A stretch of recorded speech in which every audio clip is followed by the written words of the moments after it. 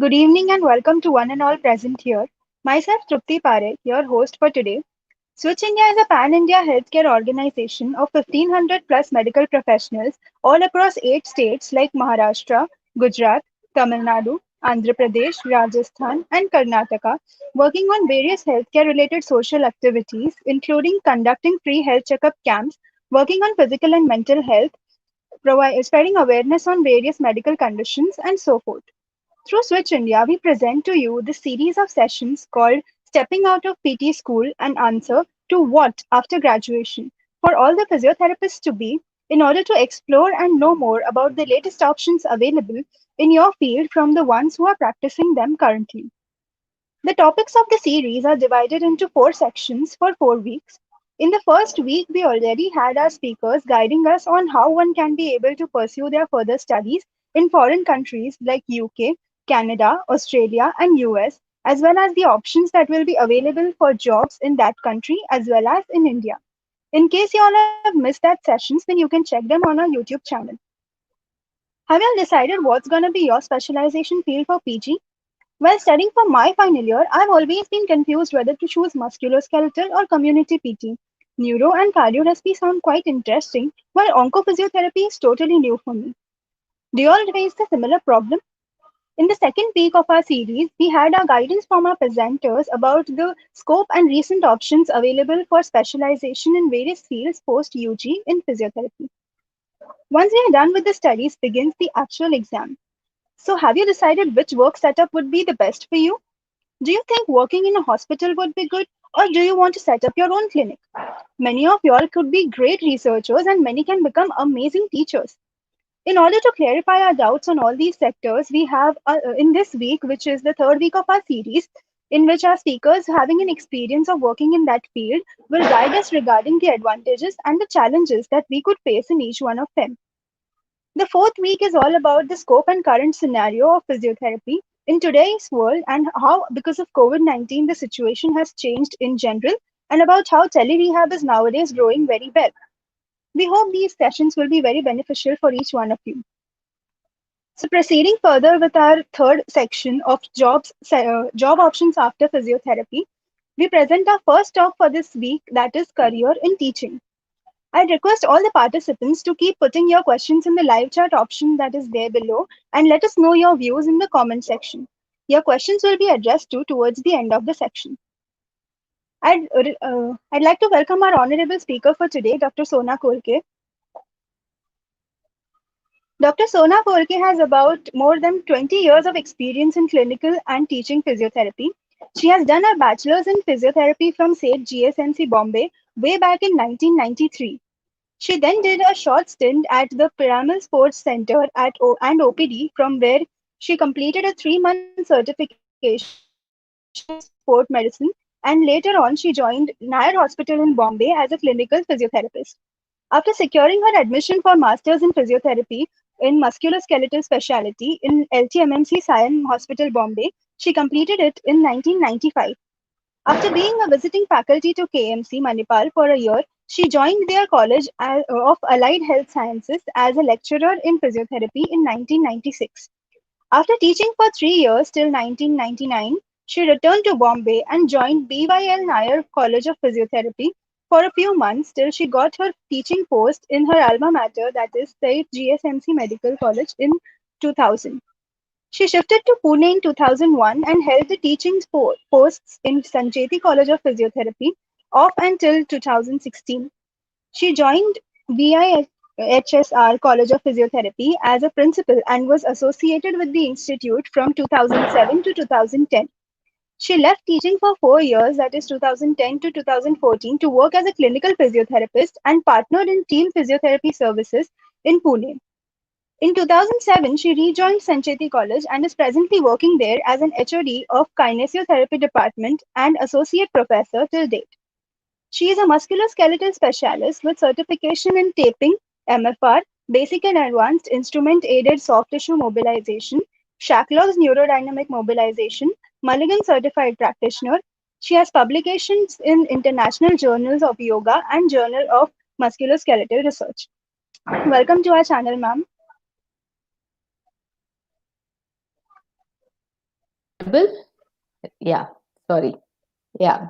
So, Yes. very good evening to all you fresh. I guess the target audience is going to be the final year students who have just passed out, from what I guess, because the question is what to do Yes. after graduation. So, I'm assuming that most of the crowd are final year students who have appeared for their final exams in this very different COVID scenario that we are having right now.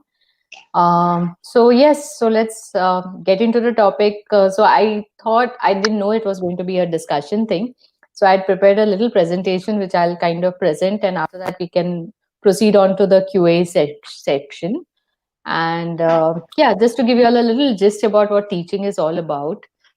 And I'm sure out there, I'm sure amongst the budding therapists, there are few of y'all who are having this as a natural. I mean, y'all are naturally born teachers, because during the presentations also we see a few students who kind of stand out when they are doing their seminars and presentations, and we just visualize them as future teachers, and we hope that they take teaching as a career. So let me proceed by giving you all a little gist about what it's all about. Yeah. Sure, ma'am. So teaching as a career option. Yeah. So can we have the slide? Next slide. Yeah. So before I proceed any further, let me just give you a little gist about. I mean, already Trupti has already talked about it a little bit. I mean, most of it in my introduction. But just to give you all a gist, I was literally pushed into teaching. It was not my first choice of profession. And in fact, I was totally against it to be in the first place. But a little experience into teaching is what pushed me towards this career and actually made me fall in love with teaching, because I was someone who has always loved academics. All right. I was a very academically oriented person who used to love reading and love books.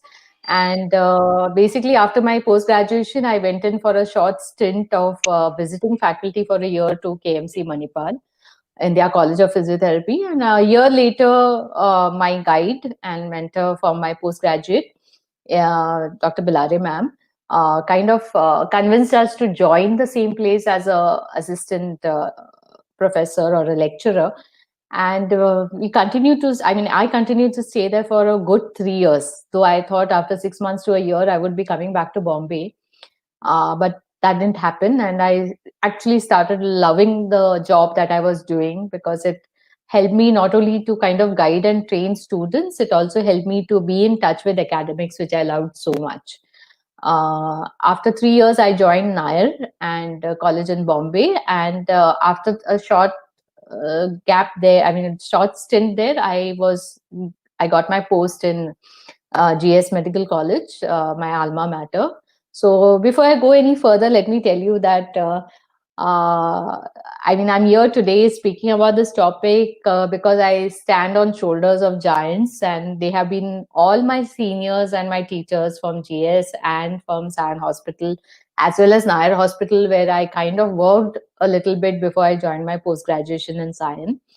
My guide and mentor, Dr. Bilare ma'am, as well as all the great teachers who have taught, right from Chaya ma'am, Jaimala ma'am, Amita ma'am, Maria ma'am, Bhavna ma'am, Hutakshi ma'am, not to forget. So these all stalwarts have been my guide and my teachers during my undergrad and postgrad. And somewhere along, my love for academics has stemmed in from there. So they have been a guiding force, and we are here today, and we teach so much because we have been guided by these teachers, but also not to forget our patients. All right, very often they are the forgotten people who have kind of made us what we are today. So my patients also have taught me a lot, which I'm able to pass on to my students. All right.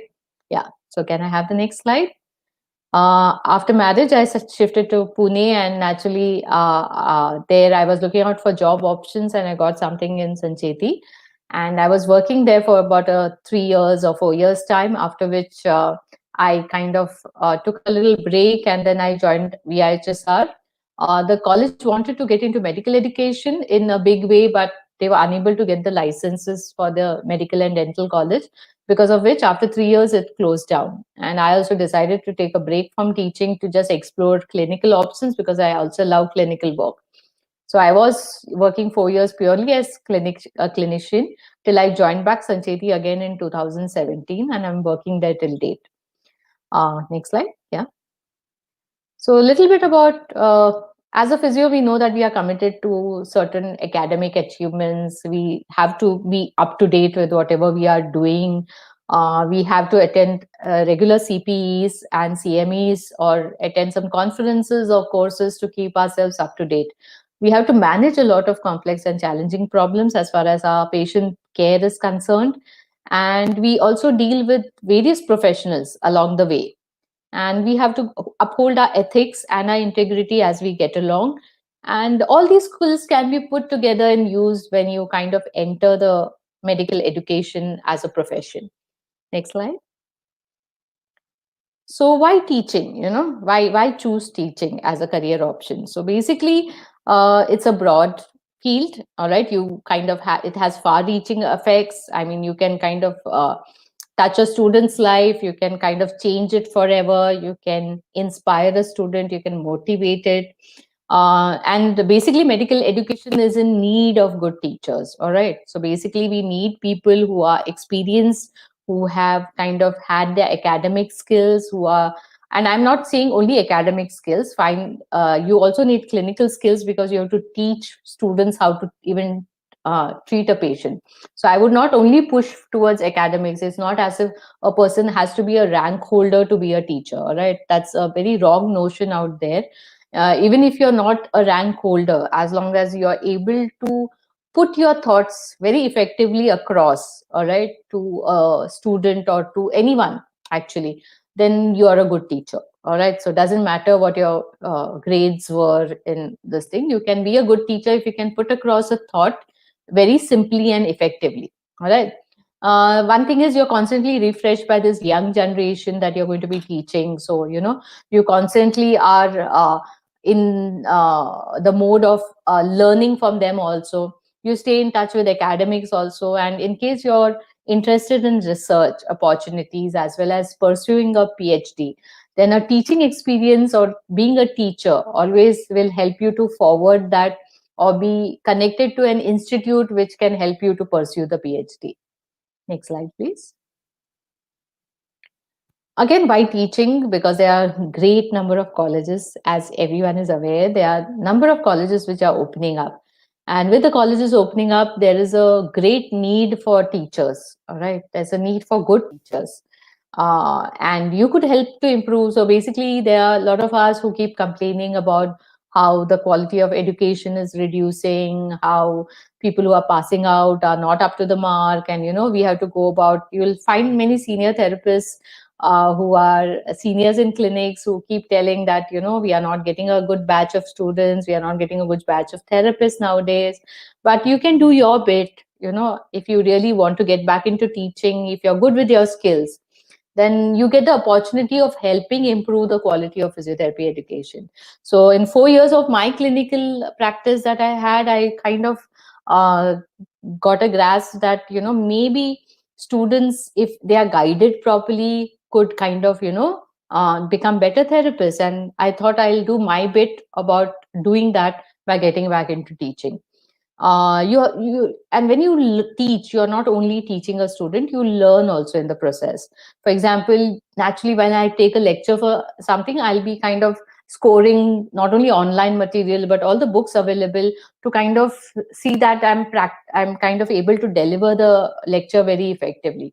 And while doing so, I'm learning. I dwell more into that topic, I dwell more into the basics. And so in case I found that doing post graduation was some place where I kind of dwelled back into my basics much more, then teaching went about 2 steps, 5 steps further. All right, maybe 10 steps further, of me dwelling into the topics that I teach in much more detail. Though I don't want to pass on everything about whatever I learn, I should be able to kind of assimilate it in such a way that I put across the thought very simply across. But knowing more about the topics makes me more confident about passing on. So it's basically, I learn a lot in the process. I keep in touch with academics. I kind of keep in touch with whatever are the recent advances. So it kind of helps me also to grow as a professional. All right. Yeah. Next slide. There's a lot of career flexibility because you're teaching. Usually, what happens is we have our afternoon and morning slots, which are little differently divided. So, morning you're attending clinics with the students, and in the afternoon you have lectures and practicals. So, you're able to be in touch with your clinical practice also, as well as you get the benefit of getting into teaching also. Very often, you can kind of have your clinical practice also, which can continue post teaching hours. So many of the colleges do not, especially the private colleges, do not give a non-practicing allowance to the physiotherapist teachers. So in case that is so, then you can have your private practice in the evenings post college hours, and you can kind of have the best of both worlds. That's what I would say. So you can continue with teaching and have a little bit of clinical practice for any supplementary kind of salary or supplementary income that can be kind of provided. So you can kind of continue both the things, and kind of being in academics helps you to kind of be in touch with whatever the recent advances without even kind of having to kind of attend a lot of courses which other clinicians will have to do. It helps you gain a better insight, as I told you, because you know recent advances, because you're treating them every day, because you are in a teaching environment. All right. So basically, you have, when you're in a medical college, you have other faculties also of other departments or other specialities whom you can closely interact with, and can share knowledge, So you, for example, in Sancheti, we have an orthopedic hospital, which we are attached to, along with the Sassoon Hospital, which is a special general hospital, which is attached to BG Medical. But through this orthopedic hospital, where I am kind of having my clinical posting, I can get in touch with various clinical and surgeons, orthopedic surgeons, with whom I can kind of gain knowledge also about orthopedics, what's happening, what are the recent advances, or in case a certain surgery requires a certain complexity, and if certain exercises are to be taken more carefully, I get a first hand experience by talking to the surgeon right there and then. So you get better insight into treating your own patient, and this experience you can then pass it on to kind of your students, or uh, it helps not only your insight, you kind of share your experience with the students also. Next slide. One more thing is you can rise into teaching profession. So salary wise also, you can kind of be something that you can back up on. You can kind of start with the post of an assistant professor or a lecturer, and then you can kind of get promoted in the field by becoming an associate professor, a professor, sometimes a reader. And even in some certain places where the ceiling is much higher than this thing, you can even become a associate dean, a dean of allied health, or even a director. All right. So you can have various levels in which you can kind of go depending upon the teaching institute that you are collaborating with.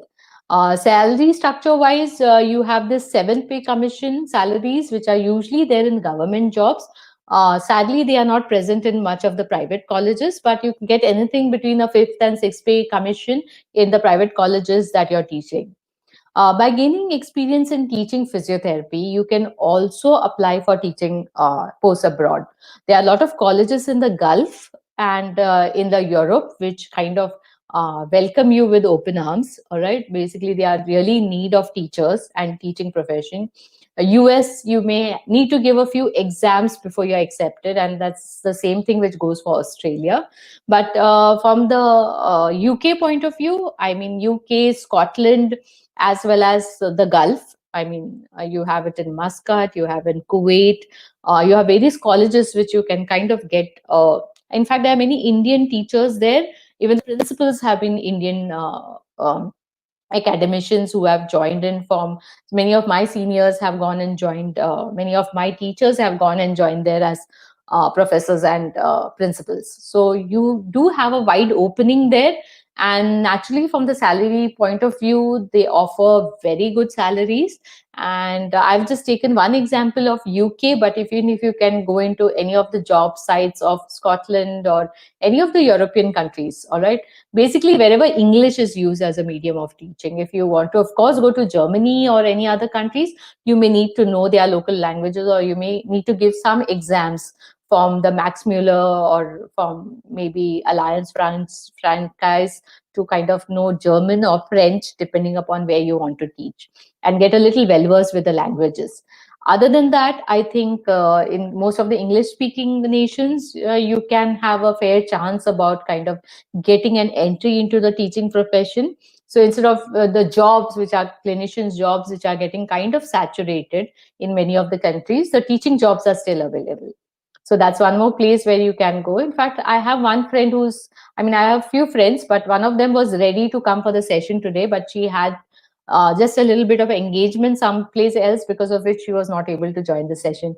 Otherwise, she would have been glad to join the QA session after this to just answer any queries about teaching in the UK if need be.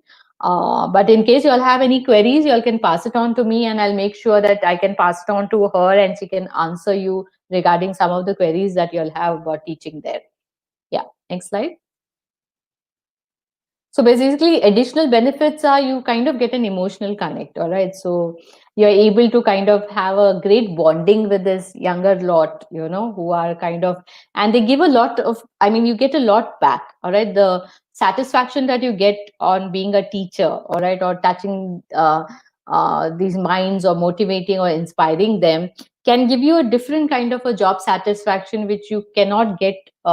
Elsewhere, all right? So working in a hospital sometimes just get mundane, all right? But when you're in touch with academics, and it's basically a very dynamic field, you keep changing, you kind of teach the same topic, but there are so many more aspects to the topic which keep getting added on because of additional knowledge or recent advances that happen. You get to interact with different batches of students, each batch being different, each student being different. So when you interact with them and you kind of guide them or you motivate them or you work with them or they work under you, you kind of get a satisfaction of guiding them, teaching them, which cannot be matched. I can't describe it, but that's what made me love this profession much more. All right, because the emotional satisfaction that I got by teaching was not kind of matched by being only a clinician. All right, so that's something that I like doing and I loved doing basically, and I got back into it. It also helps you to give a good work life balance, especially for people with families, especially for women with families and children. All right, you can coordinate your vacations with the vacations of the students, I mean, of your children, and it gives you a much more quality time to spend. All right, and even in case you kind of choose not to have any evening clinics, all right, you can always get back home after a fixed time. So you don't have to really keep working very extra hours unless you are comfortable doing it. All right, and you can get back and kind of enjoy your time, quality time with your family or with your kids or with your elderly parents or in-laws. All right, and as I mentioned sometime back, if you don't get a non-practicing allowance or a NPA, as it's mentioned there, you can very well have your clinical setup in the evenings. All right. Very often, in fact, you'll have your postgraduate students or someone kind of wanting to help you out in the clinics, or maybe some after internship, certain students would want to join your clinic to help you. So you do have a lot of benefit of being in touch with this younger people who want to keep learning from you and helping you out in your clinics. So one additional thing is going to be about that you can have chances of being selected for fellowships. So many of the teaching institutes where you will be kind of advancing with your academic this thing, you'll be doing a lot of research. All right, and hopefully some of the research will get published, all right, in the journals. And when they do get published in the journals, you kind of have a presence in the digital world also. And in case you kind of apply for any fellowships abroad, there's a fair chance that people who will Google you or look up you in any of the PubMed index journals and find that you have a name there, may prefer you over maybe some other candidate who's applying for the fellowship for the same. So you stand a fair chance to kind of have these fellowships abroad, which is very good. Next slide. What are the qualifications which I need? So basically, you need to be in touch with your academics. You need to love academics. All right. You need to be kind of in touch with your books and your online material, or basically be in tune with whatever's happening, the latest things which are happening as far as certain management or treatment or assessment is concerned. Some additional courses or CMEs or CPEs or workshops that you attend will always be a feather in your cap. You can have additional fellowships or diplomas that you can take up, which is going to forward your chances of getting selected over other candidates. You can keep looking online for vacant posts, all right? So MUSS has its website, but similarly, other universities all around India will be kind of advertising nowadays on the online world, all right? You can have networking, which you can do during seminars or conferences that you attend. So many of the teachers or the professors or the principals of certain institutes are surely attending conferences. So you can be networking with them whenever you attend it to kind of give them a feeler that you will be interested in teaching. So especially in a place where you're going to be presenting some paper or presentation of yours, you can surely see to it that you kind of get in touch with whoever are the judges for that competition or the paper presentation that you're doing, and drop a feeler again about being interested in teaching, and they can maybe recommend you to other teachers or other principals about the same, and you will be kind of having that little advantage over any other candidate who's applying for the teaching post. Above all, as I say, tell to everyone, you should have a passion for teaching. So I guess along the line, if you have been teaching your own classmates or your juniors, all right, about certain topics or training that kind of unofficially kind of explaining them certain things that they have not understood when the teacher taught, then you are already a teacher, all right? So you already have that passion about teaching, and you would be a really good candidate. So above all, I think that's why I told you academics is not the only kind of whole and soul which is out there which decides. In fact, I've seen people who are not so good with academics during their kind of training period and have turned out to be very good teachers later. So because they had the passion for teaching. So basically, they were able to put across the ideas or the concepts very easily. They had a very good way of connecting to students. So they have been better teachers actually compared to people who are sometimes academically very good but are not able to put across that idea effectively. Okay, yeah. Next slide. How do I boost my chances? Already speaking, get a good CV. All right. So attend a lot of CPs, courses, workshops. And so, you should have a very strong CV with you and a LinkedIn profile if that's possible. And one thing I would tell you is don't overindulge, but at the same time, don't undersell yourself.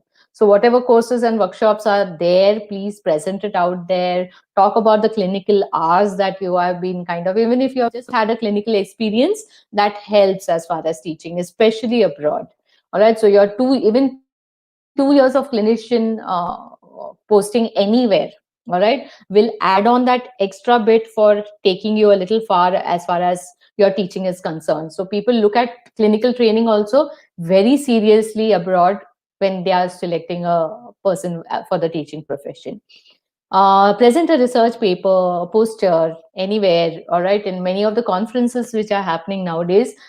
See that you attend the conferences, present papers, because they don't only help you to network with other academicians, but it also helps you to put your presence out there. All right, so make a good presentation, send out feelers. All right, so that's always going to boost your chance. Have publication. So this is like the ultimate. So in case you have done any project in your internship or any your research dissertation which you have done, your thesis which you have done in your post graduation, look or rather see to it that it gets published somewhere.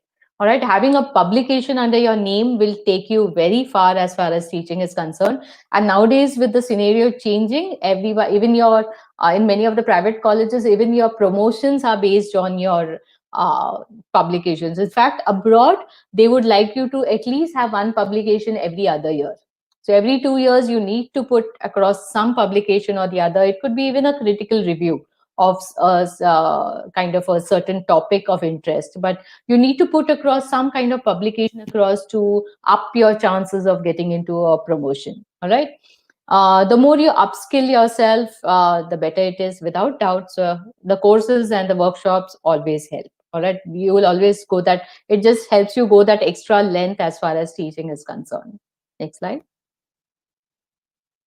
Yeah, career opportunities when you get into teaching is going to be, first of all, is about being loving academics. Naturally, you want to get into research and you want to pursue your PhD. So when the research opportunities in India as well as abroad with collaborations are much better when you are in a teaching institute or you're attached to a teaching institute. So without doubt, being in teaching helps you to kind of gain that extra advantage of pursuing the PhD in a more smoother manner compared to working in any other clinical setup and trying to kind of be a PhD student in some other college. All right.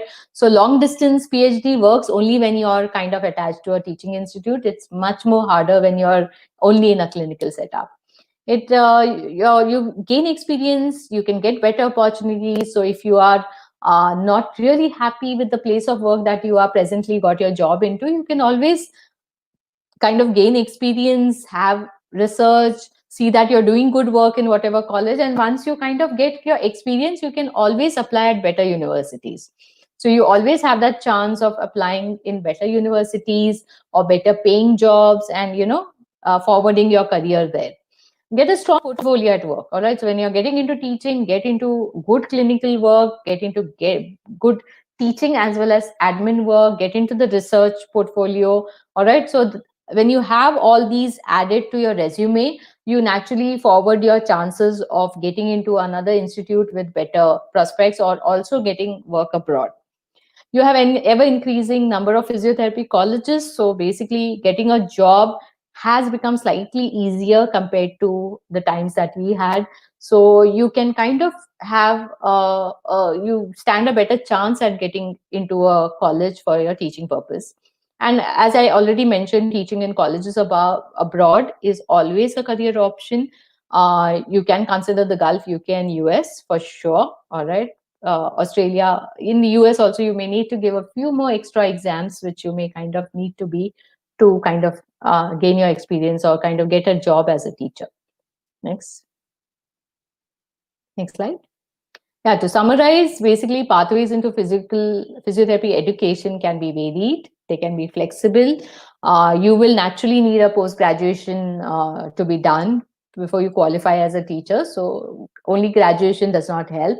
If you're pursuing PhD, it ups your chances much more. So without doubt, all right. You have to identify and leverage your skills and individuality. So you can kind of be a better researcher, or you can be a better clinician, clinical teacher, or you can be better at taking some other things, whatever may be your choice or your field. See that you upgrade yourself as far as that part is concerned and you leverage your skill effectively. Concentrate on the projects that you're passionate about. So get into research, and you will naturally have to kind of deal with the graduate students research. And once you kind of become an associate professor with 5 years experience, you will also be guiding postgraduate students with their research work. So research is going to be a part and parcel of your occupation as a teacher or your career as a teacher. So if you start loving it, I mean, that's going to take you a long way. And it's also going to kind of add the little credentials, extra credentials to your CV, as mentioned earlier. And connect. Basically, wherever you go, try to connect with academicians, try to connect with people who are into teaching profession. So they are going to guide you about how to kind of get into teaching, or how to give a CV, or which college is having a vacancy, even if it's not seen in certain websites. And they are going to help you, guide you about kind of how to get a job, all right, or how to change jobs if you're not happy with the current job. So yes, the basic thing is going to be about networking and connecting. Yeah, so that's that. And in the end, I would just say that a teacher affects eternity, and that's that. You can never say where his influence stops. So thank you.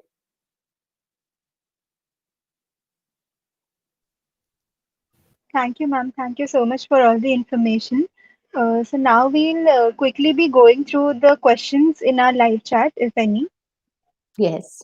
So I'd request all the participants to keep putting your questions in the live chat so that we can direct you accordingly.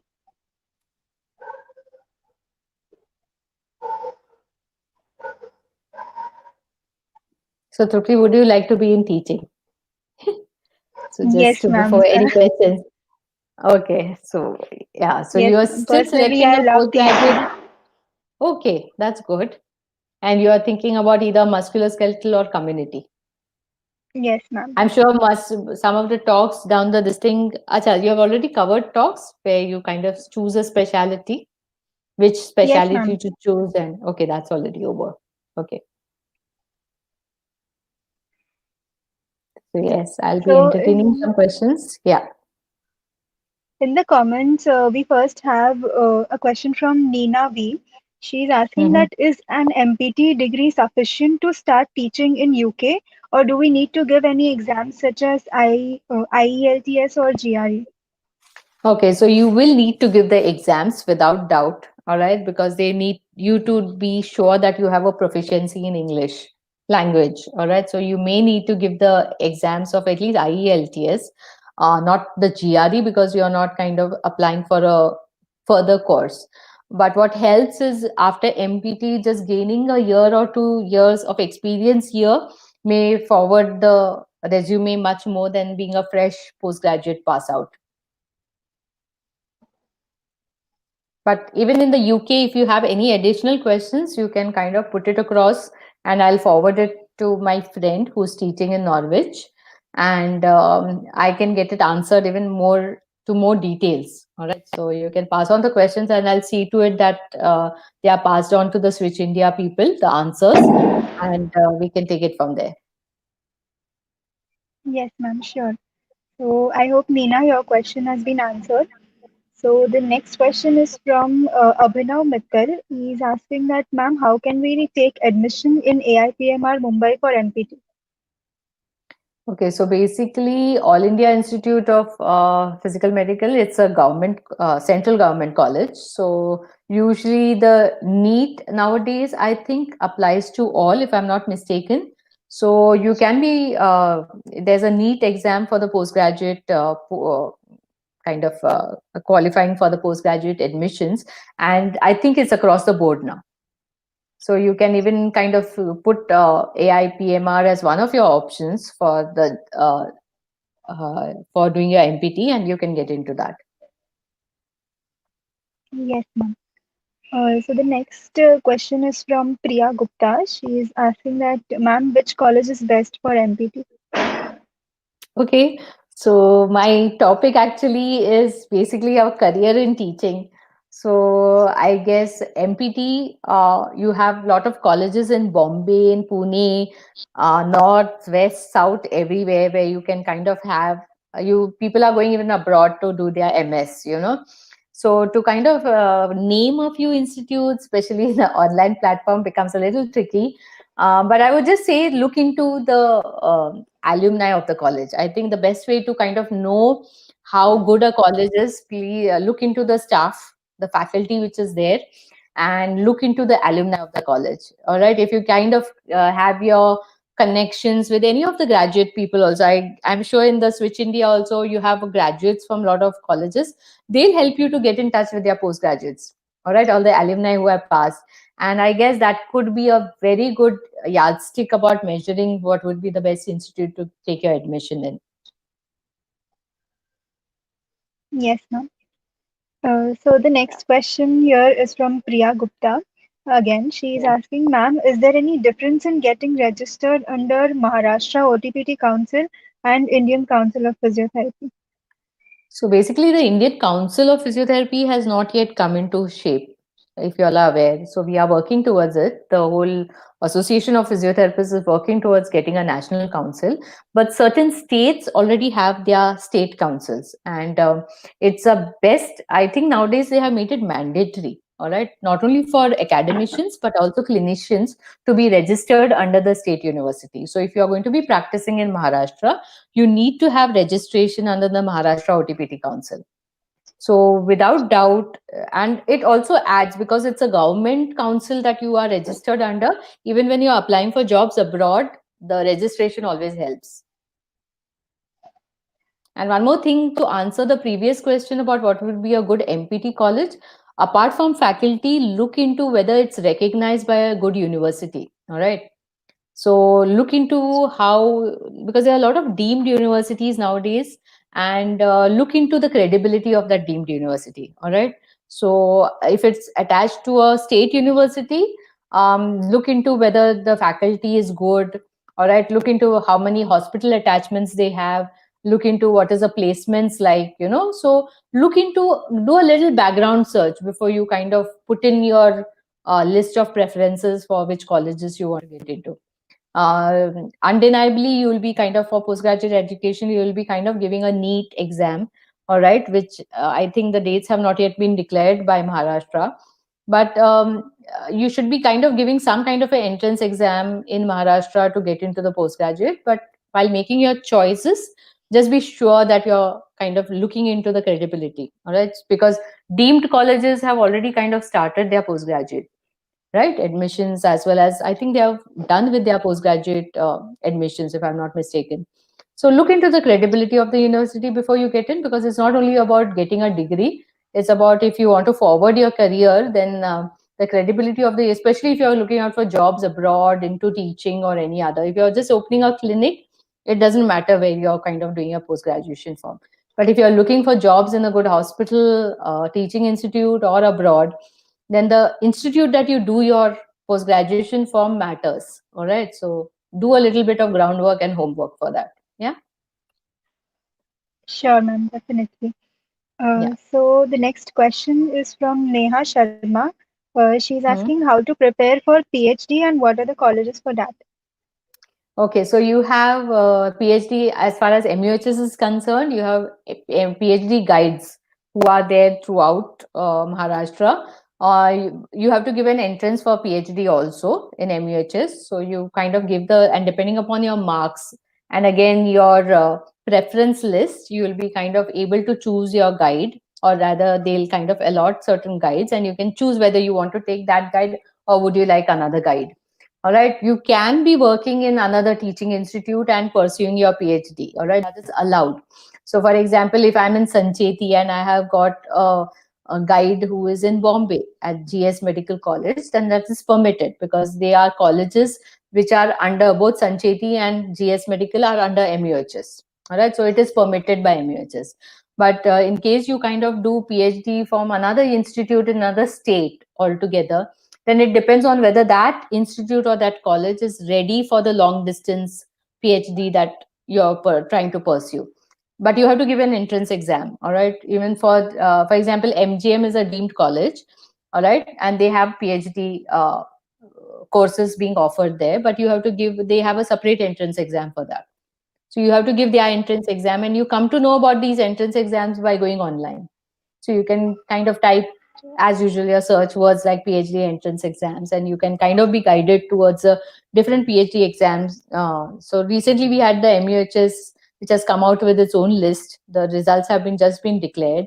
But you have many other deemed colleges also which are conducting or have finished conducting their PhD online. Not on, yeah. Nowadays it's online and entrance exam. I Yes, hope that ma'am. answers the question. Yeah. Yeah. So the next question is from Tasneem Wadi. It's for working in Australia as a teacher or clinician. Do we have to do a top? I'm not very sure about the rules in Australia. I can find it out for you for sure, because I've got my friends who are working in Australia. They are more in the clinical field, but they know about teaching. All right. So I can surely find out about Australia and let you know, because I'm not very sure about the Australian rules. But they are more strict. All right. They are very strict about foreign therapists also coming as clinicians into their country. They have a very rigorous licensing exam, if you're aware. All right, so where you have to kind of give your re-exams and your practicals in all specialities. So you have to work honorary in certain hospitals, arrange for your own patients, and give the exams. All right, so they are little rigorous about entering even into clinical services. So teaching becomes even more difficult in Australia per se. But if you all are still interested, I can find it out for you. Sure, ma'am. So yeah, So, so Trupti ma'am, you can kind of do something. What you can do is write down these certain questions which I'm going to find out from my contacts which I have, and I'll surely see to it that I get back with the answers. Yes, ma'am. I'll do that. Okay. Yeah. Yeah. So the next question is from Yash Goswami. So Hmm. is it important to give NPT exam to work in USA? Okay, different topic altogether again. Okay, so basically, my topic is again, I'm kind of reminding people it's teaching as a career. So, if you'll have questions regarding that, it would be more better for me to answer those questions because I guess you all already had some seminar about working in the US and UK and all that last week, Yes, ma'am. if I'm not mistaken. So, yeah, I think that answer question can be answered better by that faculty. All right, Yes, but of course, having a postgraduate degree always ups your chances without doubt about getting a job. All right, it's more difficult to get it with plain graduation, and you may end up kind of working as a PT aide sometimes rather than a physiotherapist because the competition is very high. All right, especially if you're a foreign therapist. So it's better always to kind of upgrade your CV with lot of courses. In fact, it's always better even to have a little course, a 6 month course or this thing course in nutrition or something like that. You know, it helps to go a long way. So if you even have it in some pre-medical topic, even those kind of things help you to go a long way as far as getting jobs abroad is concerned. yes. Any other So question? Yash, in case you have missed your session on US, then you can check that on our channel. So it Yeah, will I be guess there. we can do that. Yeah. Yeah. So the next question is from Priyanka Joshi. So she asks Yeah. that are one-year master's program abroad recognized in India for eligibility in teaching? It's a tricky question. So basically, you do have, as far as state universities are concerned, sometimes that becomes a problem. So that 1 year teaching actually doesn't result in you getting into teaching as a profession. But I have seen certain private colleges being open to it. So government colleges may not be open to a 1 year post graduation to be getting into a teaching profession, but certain private colleges are open to it, and you can kind of have a this thing. But again, it'll be better to kind of have a little some kind of a teaching assignment done somewhere, which will help you to kind of get into the teaching profession better, like being a either lab kind of a lab assistant, not lab assistant. Kind of a person who is helping a PhD student in the lab, all right, or having being a junior demonstrator or a senior demonstrator in some college or some this thing. So wherever you're doing your masters, also if you can kind of get a little odd jobs, either in the research lab or something, which will help you to kind of get a teaching post much better or much easily. Yeah. Yes. So the next question is from Neena V.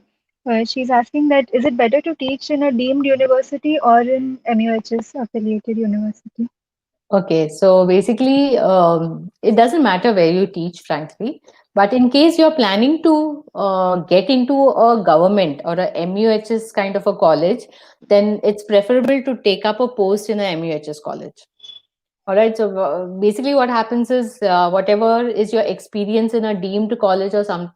Now, very recently, I've heard they are changing the rules, or they have changed the rules. But during a couple of years, still couple of years before, the experience in your deemed college would not count or does not count much. All right. So they would consider only the experience that you are having in a MUHS college. So even in case you have taught in some university out of state, they were not considering. But recently they have changed the rules. I have heard that even if you have taught in a deemed or in a university other than MUHS, all right, they do consider that to be part of your teaching experience. So yeah, the rules are changing, so it may benefit. So then, if the rules have changed, it does not matter whether you're working in a deemed or in a this thing. Only thing is, I would say that in certain deemed colleges, the intake is very high. All right, so sometimes they have limited teachers and they have about 100 students to cater. So it does become a little kind of little difficult to manage. But unless if the staffing is in place and they have good infrastructure and this thing to cater to the 100 students, I don't think that's a problem. So in very big universities, it's okay, but in smaller places which are deemed and having a lot of students, it kind of gets cumbersome to work with. I would agree. Yes, ma'am. Thank you so much, ma'am, for such an insightful session with us. Thanks so And much. this will definitely guide us throughout our journey to pursue our career in teaching after I hope so. physiotherapy. I hope so. Yeah, Yeah. Basically, it's a very rewarding journey. So I don't know. From my point of view, I can just tell you that it's really been very rewarding, teaching and training students. All right. So yeah. So you kind of, in case any of y'all are having that passion or this thing towards teaching, please get into it. You can help get a better crop of therapists out of colleges. All right. You can go that long way in improving the quality of physiotherapy in India or abroad. Yeah. thank you, ma'am. Thank you Thanks so so much. much. Yeah, thanks for the Also, invitation. Yeah. Also, thanks to our promotional partners, All About Physiotherapy, to help us spread a word about this series. Thank you to all the participants, and hope you all will have a clearer idea on how to pursue your future in teaching after PT. Do let us know your reviews and feedbacks in the comment section. And we'll have to stop right now because of the time constraints. So, in case your questions are not yet answered or you have any more doubts, then you can let us know in the comment section below, and we'll try to get back to you as soon as possible. Also, if you found this useful, then do like our video, subscribe to our channel, and don't forget to press on that bell icon below so that you don't miss on any more sessions for any regular updates on those. And see you all tomorrow again in the next session where our presenter will guide us on how is it to work in a hospital as a physiotherapist as a job after education, which will be live on our YouTube channel on 18th of November, that is tomorrow at 7:30 p.m. same time. So this was your host for today, Trupti Parekh, signing off. Thank you so much, everyone. Thank you so much. Bye bye. Bye, ma'am. Thank you. Bye bye. Good night.